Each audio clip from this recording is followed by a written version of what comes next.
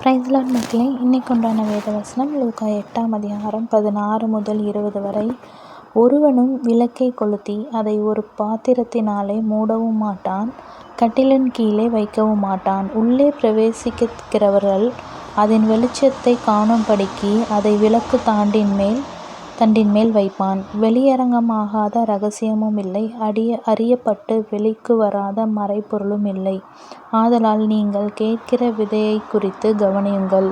உள்ளவனெவனோ அவனுக்கு கொடுக்கப்படும், இல்லாதவனெவனோ அவன் தனக்குண்டென்று நினைக்கிறதும் அவனிடத்திலிருந்து எடுத்துக்கொள்ளப்படும் என்றார்.